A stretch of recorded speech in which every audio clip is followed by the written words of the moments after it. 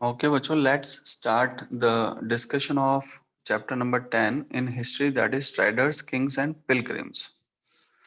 तो सबसे पहले हमारा डिस्कशन हम स्टार्ट करेंगे बेटो कि ट्रेडर क्या होता है ना, क्योंकि चैप्टर में ही ट्रेडर्स वर्ड आ रहा है, तो सबसे पहले इस ट्रेडर शब्द को ही समझते हैं।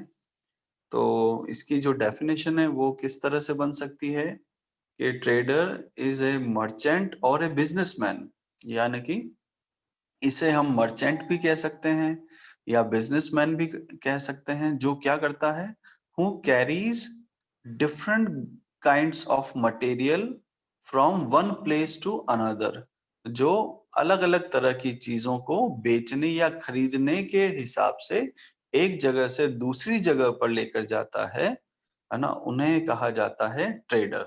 ठीक है।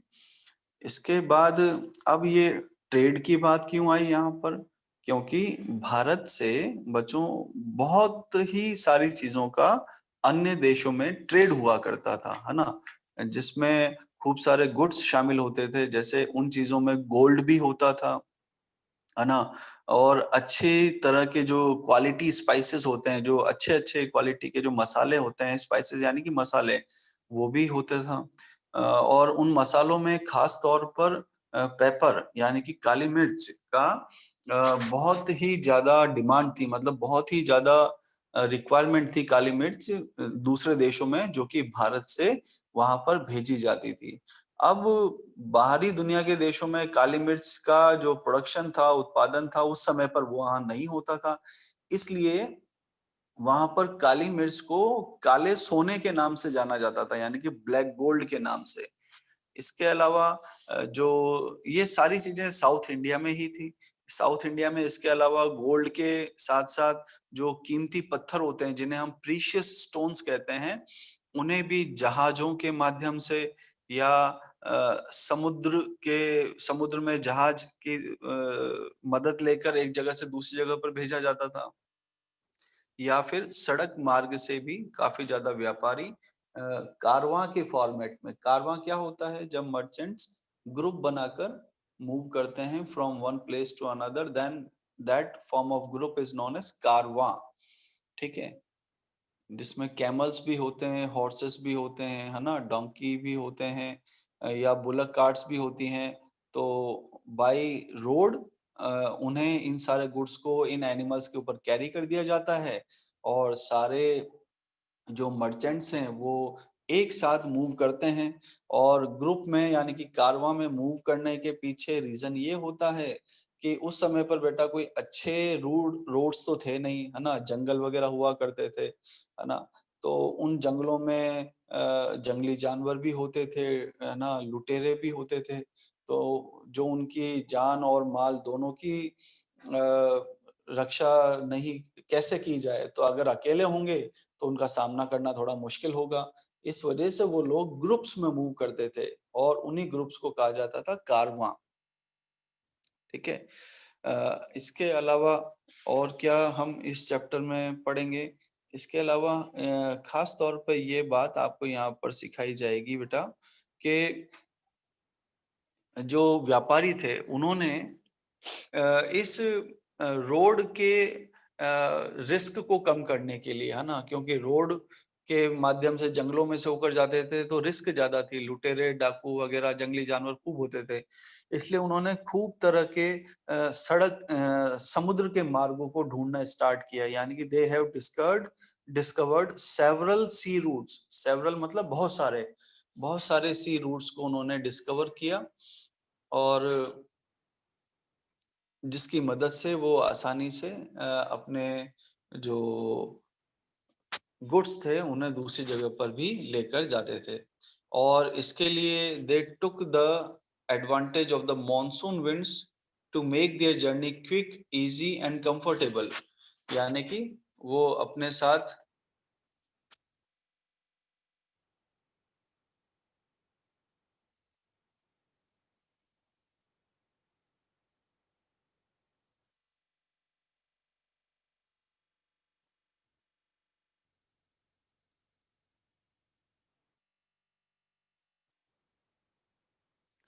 वो अपने साथ में आगे बढ़ने के लिए, आगे चलने के लिए वो लोग क्या करते थे बच्चों कि जो मौसम की जो विंड्स होती है, जो तेज हवाएं होती हैं, वो आसानी से भाई पहले डीजल इंजन वगैरह तो होते नहीं थे बेटा, है ना, मोटर बोट तो होती नहीं थी कि आपने बटन ऑन किया और वो जहाज एक जगह से दूसरी जगह पर पहुंच जाएगा, है ना। तो वो हवाओं का यूज करते थे, है ना, तेज हवाओं का यूज करते थे, ताकि वो आसानी से उनके जो जहाज है या उनकी जो नाव है वो आसानी से एक जगह से दूसरी जगह पर पहुंच सके और उनकी जर्नी जल्द हो सके, यानी कि क्विक हो सके, इजी यानी कि आसान, कंफर्टेबल यानी कि आरामदायक बन सके, ठीक है। अब जब ज्यादातर ट्रेड समुद्र के मार्ग से यानी कि सी रूट से होने लगा ना बच्चों, तो फिर क्या हुआ कि बहुत सारे ऐसे किंगडम्स थे जो समुद्र के किनारे ही डेवलप होते चले गए। यानी कि जब ज्यादातर लोग समुद्री मार्ग से आने जाने लगे, ज्यादातर व्यापार ट्रेड समुद्री मार्ग से होने लगा, तो अब जो नए किंगडम्स थे, अब जो नए राजा थे, उनको समुद्रों के पास अपने किंगडम को डेवलप करना ठीक लगने लगा। उन्हें ऐसा लगने लगा कि अगर हम अपनी लोकेशन को, अपनी किंगडम को समुद्रों के पास में रखेंगे, कोस्ट के पास में रखेंगे, कोस्ट यानी कि समुद्र का तट, यानी कि उसके आसपास ही अपने किंगडम को डेवलप करेंगे या इस एरिया पर अपना कंट्रोल रखेंगे, तो हमारे लिए इनकम का बहुत अच्छा सोर्स हो जाएगा। क्योंकि जो समुद्र का एरिया, जो कोस्ट लाइन जिस राजा के अंडर में आएगी, वहां से जितने भी ट्रेडर्स आएंगे जाएंगे, वो उन्हें आते जाते समय क्या देंगे, अच्छे गिफ्ट्स देंगे, है ना। कुछ ट्राइब्यूट, ट्राइब्यूट का मतलब भी गिफ्ट होता है, या फिर वो टैक्सेस उन्हें देकर जाएंगे। इसलिए धीरे धीरे अब जो नई किंगडम्स बनने लगी, उन्होंने कंट्रोल करना चालू किया जितनी भी रिवर वैलीज थी, है ना, या जितने भी कोस्ट थे, समुद्र के जो कोस्ट थे, उन पर अपना कंट्रोल करना स्टार्ट किया। और फिर जब उन्हें इन रास्तों पर कंट्रोल रखने की वजह से जब पैसा मिलने लगा, तो धीरे धीरे ये किंगडम्स काफी अमीर भी होने लगी, यानी कि they become rich and powerful also. Powerful यानी कि शक्तिशाली। और ऐसे ही 3 किंगडम्स के बारे में आपके इसमें बुक में मेंशन किया गया है कि लगभग 2300 साल पहले साउथ इंडिया में 3 किंगडम्स काफी ज्यादा पावरफुली डेवलप हुई थी, जिनके नाम थे चोलास, चेरास एंड पांड्यास, ठीक है। और एक और बात हम यहाँ सीखेंगे कि इन तीनों के जो हेड होते हैं, है ना, इन तीनों किंगडम्स के जो हेड हैं, वो अब क्योंकि साउथ इंडिया में की बात कर रहे हैं, तो तमिल भाषा का एक शब्द है मूवेंदर, है ना, जिसका अर्थ होता है the chief of these kingdoms, यानी कि इन किंगडम्स के चीफ को, प्रमुख के लिए उस मूवेंदर शब्द का इस्तेमाल किया जाता है।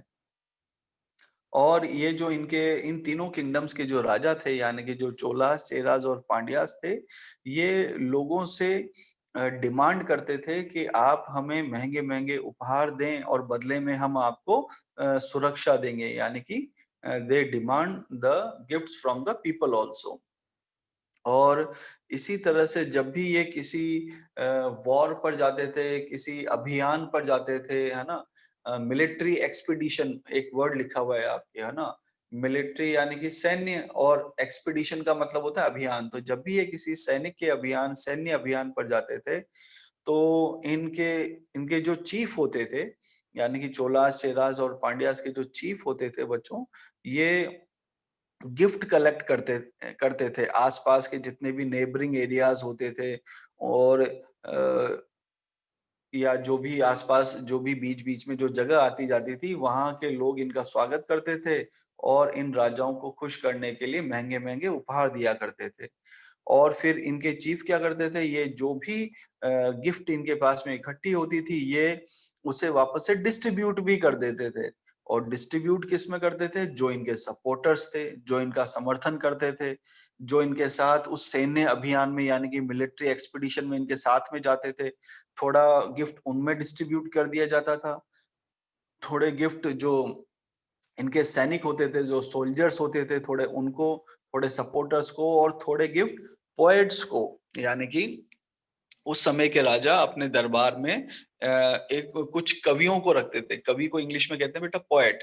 तो पोएट का काम क्या होता था, जब भी कोई राजा किसी युद्ध पे से वापस आता था, तो पोएट उसकी प्रशंसा में अच्छी-अच्छी कविताएं राजा को सुनाता था और राजा खुश होकर उन्हें महंगे उपहार देता था।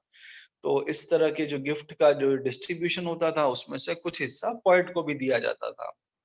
और पोएट का काम क्या होता था, these poets composed poems in praise of chief. Praise का मतलब होता है तारीफ करना, बड़ाई करना। तो जो चीफ होते हैं उनकी प्रशंसा में वो पोएट अच्छी अच्छी कविताएं लिखा करते थे।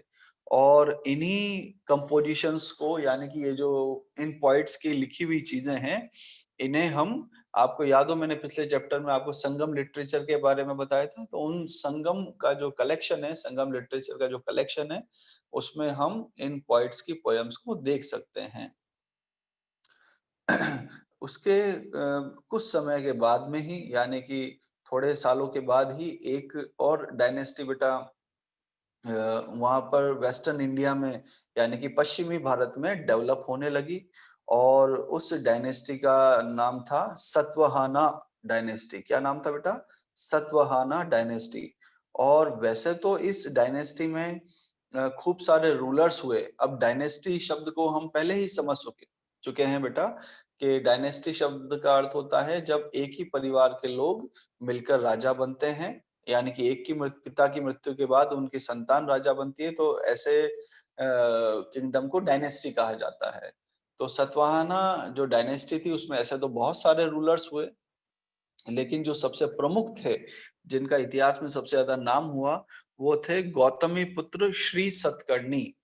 क्या नाम था बच्चों? गौतमी पुत्र, है ना। गौतमी इनकी माता का नाम था और सतकर्णी उस राजा का नाम था। तो उन्होंने गौतमी के वो पुत्र थे, इसलिए उन्होंने अपने नाम के आगे अपनी माता का नाम रखा, गौतमी पुत्र श्री सतकर्णी वो जाने गए।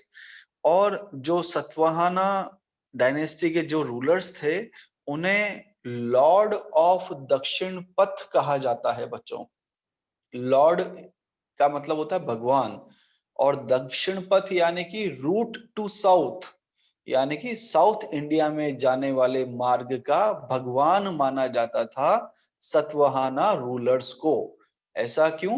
क्योंकि सतवाहाना डायनेस्टी कहां पर थी? वेस्टर्न इंडिया में। तो पश्चिमी भारत से दक्षिण भारत में जाने के लिए जो सड़क मार्ग था, जो रोड था, जो रूट था, उस रूट पर कंट्रोल होता था हमेशा सतवाहाना रूलर्स का। That's why they are known as god of Dakshinapatha और लॉर्ड ऑफ दक्षिण पथ। क्लियर? यहां तक आ रहा है बच्चों आपके समझ में? अब एक और हम इस टॉपिक के बारे में डिस्कस करेंगे, वो टॉपिक है सिल्क के बारे में, है ना। तो सिल्क को हिंदी में कहा जाता है बेटा मखमल, है ना। तो हमेशा से सिल्क बहुत ही ज्यादा फेमस रहा है, काफी ज्यादा इसकी वैल्यू भी होती है, काफी ज्यादा महंगा भी होता है, क्योंकि सिल्क बनाया जाता है, सिल्क को हिंदी में रेशम कहते हैं। तो रेशम के क्या होते हैं बेटा? कीड़े होते हैं, है ना, कीड़े होते हैं। तो उन कीड़ों में से उन रेशों को निकाला जाता है। और वो कीड़े बहुत नाजुक होते हैं बच्चों। अगर हमें बहुत, जो उंगलियों के जो टिप्स होते हैं ना, उनसे उन रेशों को निकाला जाता है। अगर आप ज्यादा प्रेशर लगाएंगे तो कीड़े मर जाते हैं। इसलिए बहुत ही उंगलियों की जो टिप्स होती हैं बहुत ही ज्यादा सॉफ्ट होनी चाहिए, तभी जाकर हम उन रेशम को उन कीड़ों से निकाल सकते हैं। इतना ज्यादा कॉम्प्लेक्स प्रोसेस होता है। अब तो खैर मशीनें वगैरह आ गई, पहले की बात मैं बता रहा हूँ बेटा आपको। तो इस वजह से सिल्क की जो कीमत है वो हमेशा से ज्यादा रही है, और इसकी हर जगह पर ये चीज नहीं मिल सकती, इसलिए इसकी वैल्यू भी बहुत ही ज्यादा होती है। तो सिल्क को सबसे पहले बनाने की जो टेक्निक है, वो चाइना में इन्वेंट हुई थी बच्चों। चाइना के लोगों ने इसकी शुरुआत की थी कि सिल्क को कैसे बनाया जाए। इसके पहले दुनिया सिल्क के बारे में नहीं जानती थी। और ये बात है आज से 7,000 साल पहले की। It was about 7,000 years ago the technique of making silk were first invented in China।